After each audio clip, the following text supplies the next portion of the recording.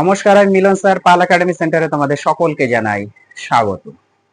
আজকে একাদশ শ্রেণীর উচ্চতর গণিতের ত্রিকোণমিতির তোমাদের যে কোনো কোণ ও সংযুক্ত কোণ সমূহের কোণানুপাতের আরেকটি ক্লাস নিয়ে আমি তোমাদের কাছে চলে এসেছি। প্রথম যে অঙ্কটি একটু খেয়াল করো, দেখো কি বলেছে। এন এর মান অখণ্ড সংখ্যা হলে দেখাও যে tan n pi by 2 plus -1 whole to the power n into pi by 4 equal to 1। এটা আমাদের দেখাতে বলেছে। এটা অলরেডি হায়ার সেকেন্ডারিতে এসেছে। আর 2 নম্বরে তোমাদের সমাধান করতে বলেছে। ওকে, cos theta plus √3 into sine theta equal two 2, এবং এখানে একটা রেঞ্জ দিয়ে দিয়েছে, থিটা 0 ডিগ্রি থেকে 360 ডিগ্রির মধ্যে থাকবে, অথবা less than equal to 0 less than equal to 360। তার মানে থিটার মান 0 ডিগ্রিও হতে পারে, আবার 360 ডিগ্রিও হতে পারে, কারণ লেস দেন ইকুয়াল টু দেওয়া আছে। যদি লেস দেনটা না দেওয়া থাকতো তাহলে 0 থেকে 360 ডিগ্রির মধ্যে আমাদের করতে হতো। ওকে, এখানে 0 হতে পারে আবার 360 হতে পারে। ক্লিয়ার?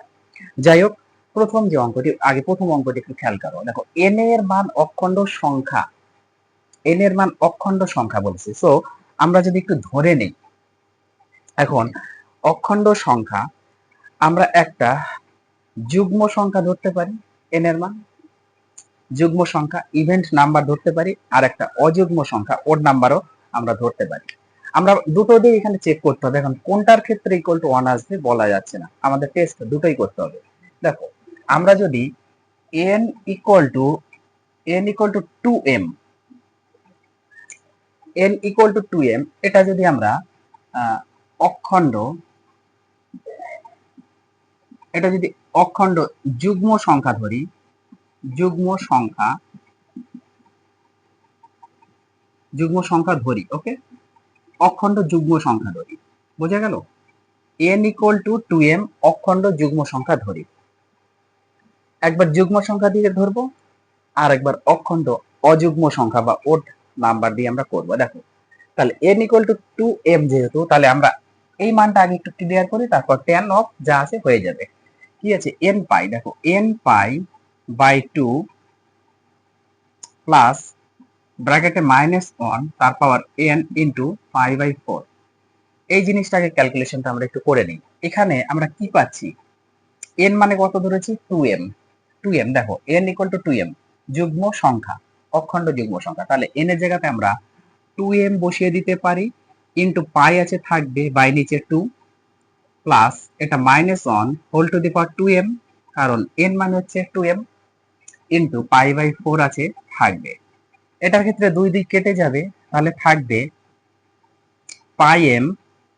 আর এটার ক্ষেত্রে কি হচ্ছে? যেহেতু যুগ্ম সংখ্যা, তারপরে -1 এর যুগ্ম সংখ্যা কি হবে? -1 এর যুগ্ম সংখ্যা হচ্ছে +1। তাহলে +1 এর সাথে যদি আমরা পাই বাই 4 গুণ করি, তাহলে অলরেডি এখানে প্লাস হচ্ছে পাই বাই 4ই থাকছে, পাই বাই 4ই থাকছে, তাই না? সো এখন আমরা কি লিখতে পারি? অতএব tan কি ছিল তোমাদের এখানে? n pi by 2 plus -1 whole to the power n into pi by 4, এইটা ছিল, তাই না? এটা ছিল।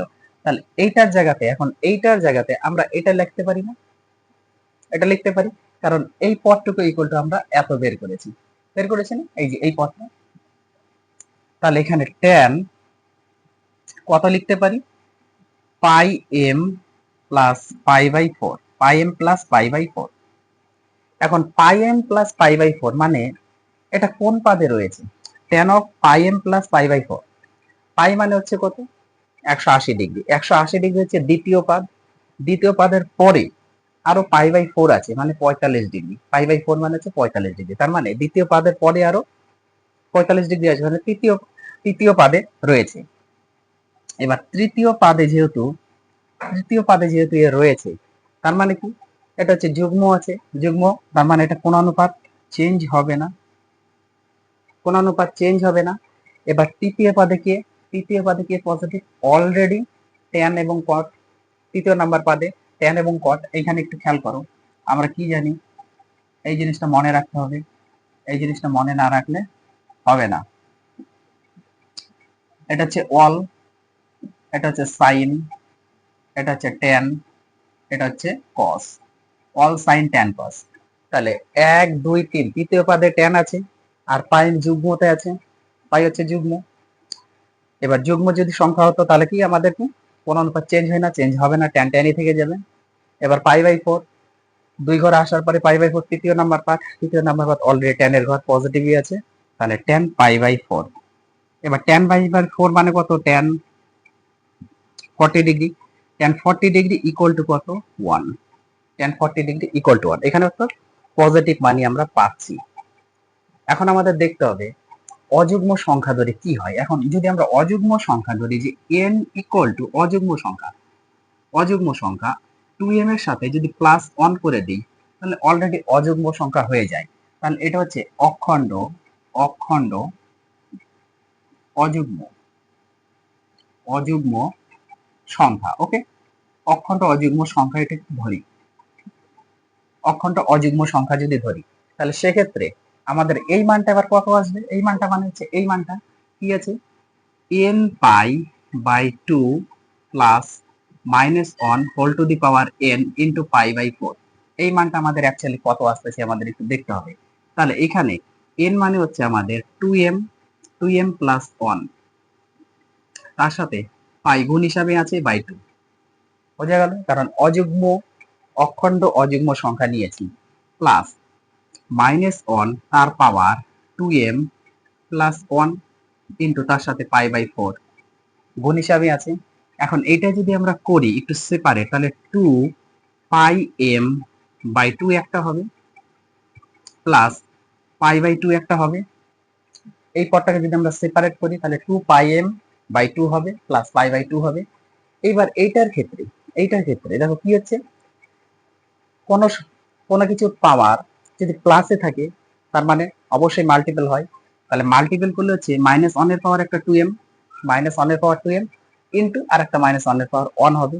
তাহলে মাইনাস 1 এর পাওয়ার 2m যেহেতু আমরা এখানে করেছি যুগ্ম সংখ্যার ক্ষেত্রে অলরেডি পজিটিভ। এবার মাইনাস 1 এর পাওয়ার 1 যদি হয় তাহলে মাইনাস 1ই হবে। সেক্ষেত্রে মাইনাস 1 এর সাথে প্লাস গুণ করলে অলরেডি মাইনাস হবে, তার সাথে পাই বাই 4 এটা থাকবে। ওকে, কোনো সমস্যা নেই। এখন এইখানে আমরা কি পাচ্ছি? দেখো এখানে আমরা কি পাচ্ছি, এই যে 2 দিক কেটে যাচ্ছে না, 2 দিক কেটে গেল, তাহলে থাকলো পাই এম প্লাস এখানে pi by 2 minus pi by 4, এটা থাকলো। এখন আমরা লিখতে পারি কি? এখন আমরা কি লিখতে পারি? অতএব ট্যান কত ছিল? n pi by 2 plus minus 1 whole to the power n into pi by 4 ছিল। এটার মান কত আসবে? তাহলে এখানে ট্যান এই টোটালটা আমরা পেয়েছি এইটা পাই এম। আচ্ছা, এখানে একটু থার্ড ব্র্যাকেট ইউজ করি বা সেকেন্ড ব্র্যাকেট ইউজ করি, ভালো হবে, তাই তো? যদি আমরা এখানে পাই এম প্লাস কত আছে? Pi by 2 minus pi by 4, এইটাই হচ্ছে মান। Tan of pi M plus pi by 2 minus pi by 4 আমরা বসিয়ে দিলাম। এটা কোন পাদে আছে? অলরেডি দ্বিতীয়, পাই মানে হচ্ছে দ্বিতীয় নাম্বার পর এটা যদি আমরা একটু থিটা কল্পনা করি তাহলে হচ্ছে তৃতীয় নাম্বার পাদে আসবে। এবার তৃতীয় নাম্বার পাদে অলরেডি ট্যান পজিটিভ, তার মানে হচ্ছে ট্যান অফ কত হবে? Pi by 2 minus pi by 4 আসছে। আবার দেখো এখানে কি হচ্ছে? 90 মাইনাস পাই বাই 4, তার মানে কি প্রথম পাদে আসতেছে। দেখো pi by 2 minus pi by 4, তার মানে কি প্রথম পাদে আসতেছে। তাহলে প্রথম পাদে যদি আসে তাহলে এক্ষেত্রে কি হচ্ছে? প্রথম পাদে আসলে 90 মানে কি আমরা কি জানি? 90 এবং 270 এর ক্ষেত্রে কোন অনুপাত চেঞ্জ হয়ে যায়, তাহলে এটা হচ্ছে অলরেডি কট হয়ে যাবে। তাহলে কট এটা কত হচ্ছে আমাদের? Pi by 4, cot pi by 4। এবার কট পাই বাই 4 মানে কি? কট পাই বাই 4 মানে হচ্ছে কিন্তু অলরেডি 1। বোঝা গেল? আশা করি কোনো সমস্যা নেই। তাহলে আমাদের দুটোর ক্ষেত্রেই আমাদের 1 প্রমাণ করতে বলেছে, আমরা 1 প্রমাণ করে ফেলেছি। ওকে, এইবার আসি আমরা 2 নম্বর যে অঙ্কটি আছে, 2 নম্বর অঙ্কটি দেখো। তার আগে তোমরা এটা একটু স্ক্রিনশট মেরে নাও, আমি এটা একটু মুছে দিই। ওকে, একটু মুছে দিই, তোমরা ফটাফট একটু স্ক্রিনশটটা করে নাও। দেখো,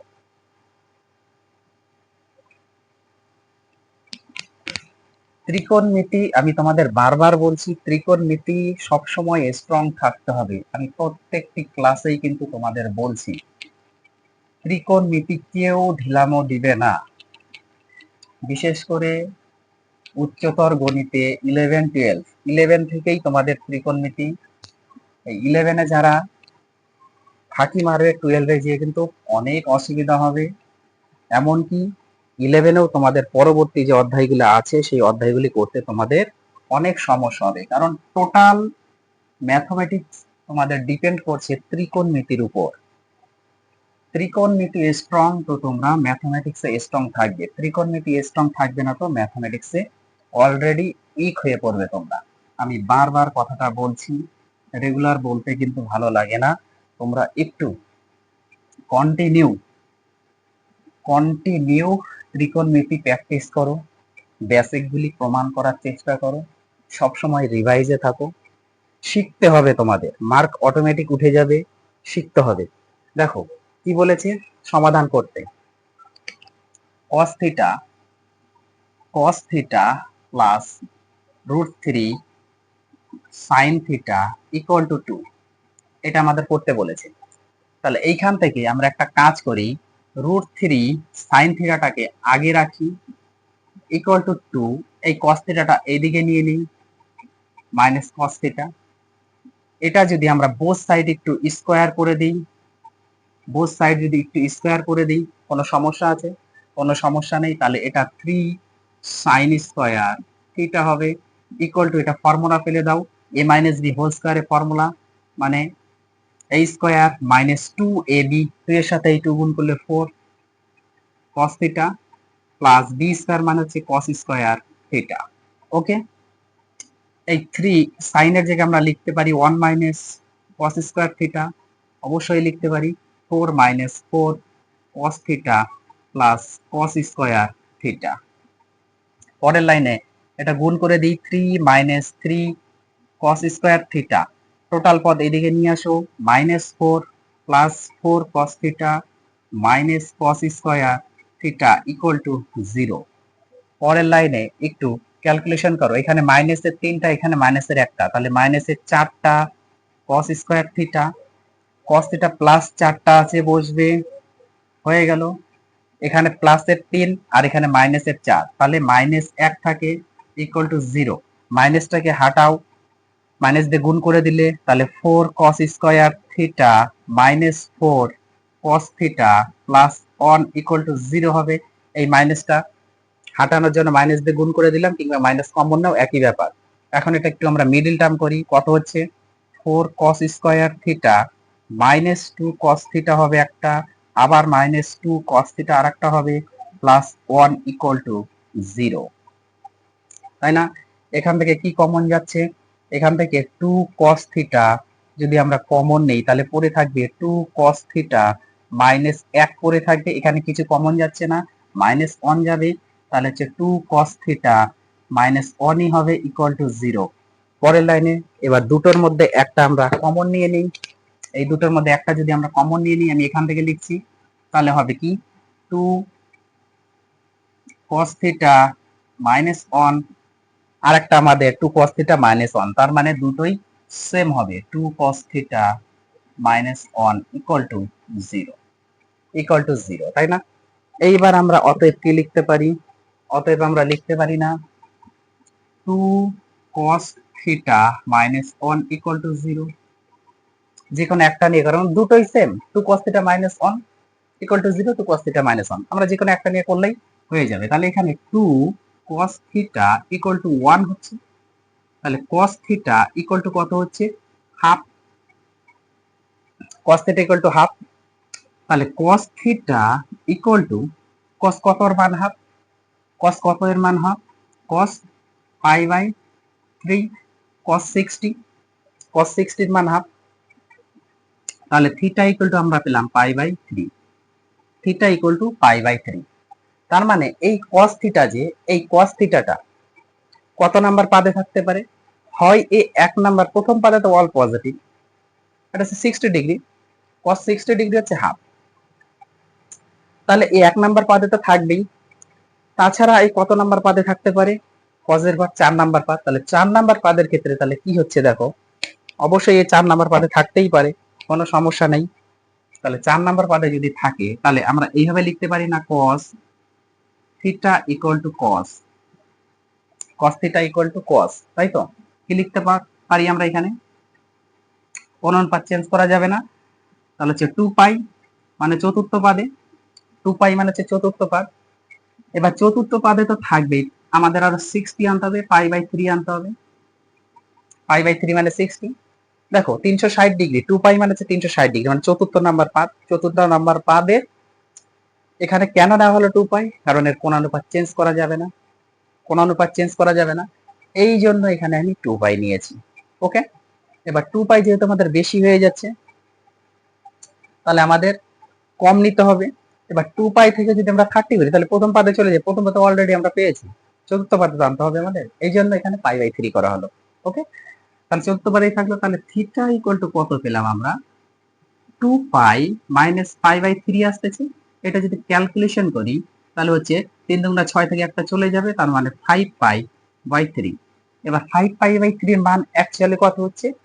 পায়ের মানে 180 ডিগ্রি, 180, তাই তো? 180 কে 3 দিয়ে যদি আমরা কাটাকুটি করি হচ্ছে 60 হয়, 60 হয়। এবার 60 এর সাথে যদি 5 গুণ করি, 5 ছক 30, 300 ডিগ্রি, তার মানে থিটা এর মান একটা 300 ডিগ্রি অথবা একটা হচ্ছে 300 ডিগ্রি অথবা পাই বাই 5 হতে পারে, আর এটা হচ্ছে 60 ডিগ্রি অথবা অথবা তোমাদের পাই বাই 3 হতে পারে। তাহলে এইটাই হচ্ছে মেন থিটা এর মান, হয় পাই বাই 3 একটা থাকবে, এটা মানে 60 ডিগ্রি, অথবা 5 পাই বাই 3, এটা মানে হচ্ছে 300 ডিগ্রি। বুঝে গেল? তাহলে এই হচ্ছে তোমাদের 1 আর 2 অঙ্কের সমাধান। আশা করি প্রত্যেকেই অঙ্ক দুটো বুঝতে পেরেছো, কোনো সমস্যা নাই। যারা কন্টিনিউ আমাকে ফলো করছো, যারা কন্টিনিউ আমার ক্লাসগুলি দেখছো, তাদের কোনো সমস্যা হবে না। ওকে, তাহলে এই দুটো অঙ্ক একটু প্র্যাকটিস করো, আমি আবার আসবো পরবর্তী পার্ট নিয়ে। আজকের মতো এখানেই শেষ করছি।